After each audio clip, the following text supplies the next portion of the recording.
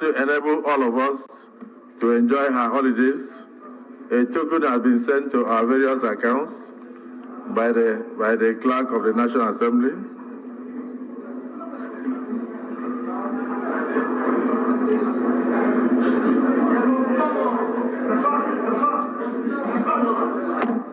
I will not. I withdraw that statement. In order to allow you to enjoy your holiday, the Senate President has sent prayers to your mailboxes. To assist you to go on a safe journey and return. This Senate.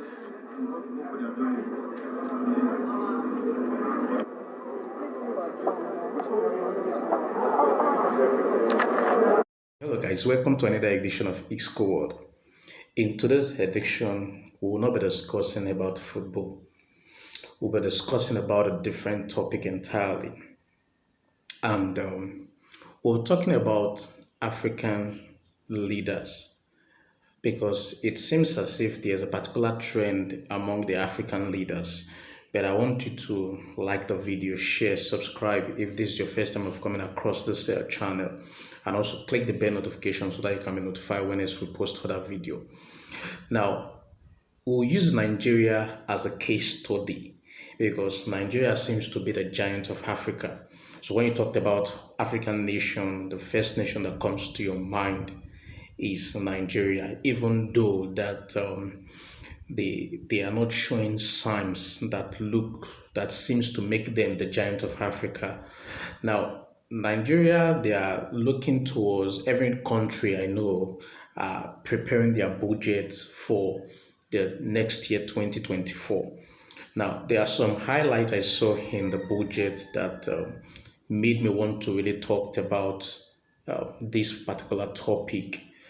It's not as if I'm trying to make this station a station where we discuss politics. No, I tried my best just to make sure that the side of politics will keep it one side and focus on things that can be beneficial into people. But there's a particular saying that children or youth are the leaders of tomorrow.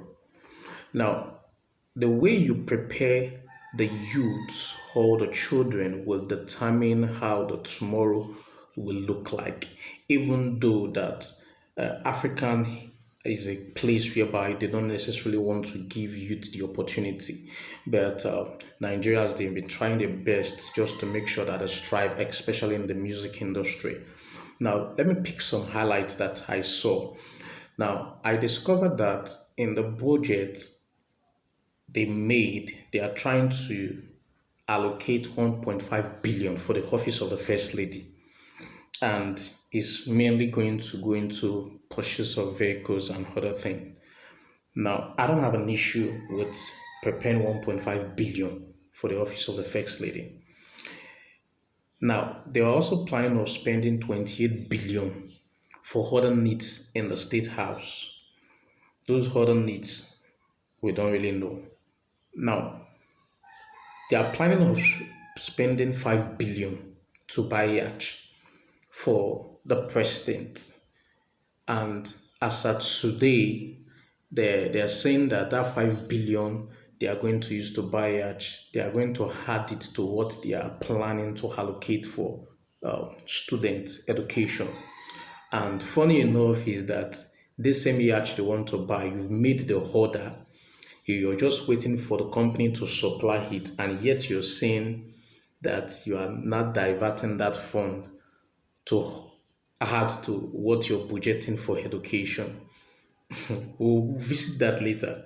Now, they are planning on spending 4 billion to renovate the president residential building, and they are planning of spending additional 4 billion to renovate Dutan Barrack for the president. You know, this particular barrack is in Lagos. Now, the only one that in Lagos, they have two. They are saying that whenever the president goes to Lagos, the first one is used by the military. Now, if you're renovating this, it's going to be where the president is going to stay whenever I visit Lagos State.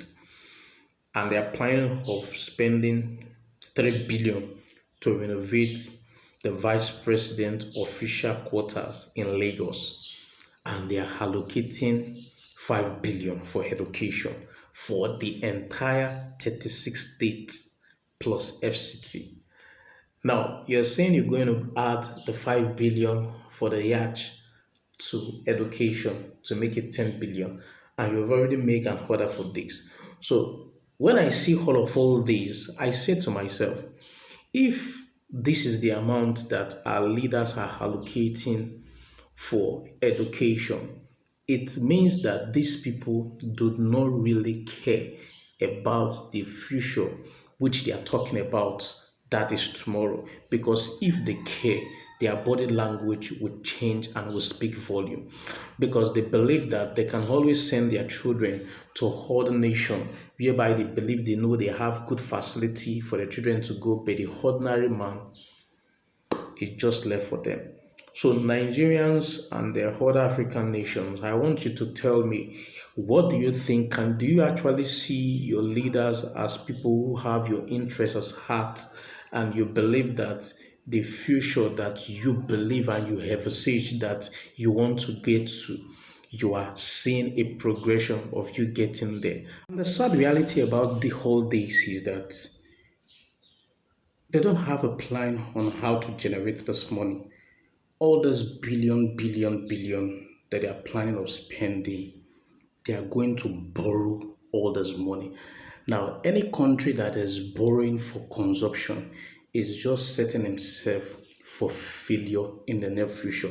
And the reason why they are so eager to do all this is because they know fully well that they are not making this borrowing in their personal name. They are making it in the name of the nation.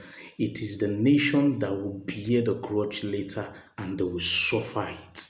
Mortgaging the future of the youth, mortgaging the future of the people is just going to have a great damning effect. That is the reason that out of a concern that is propelling me of making this particular video. Drop your comments. I want to hear your comments. If actually you feel this is a nice movement, I want to hear your comment. Come on, let's go.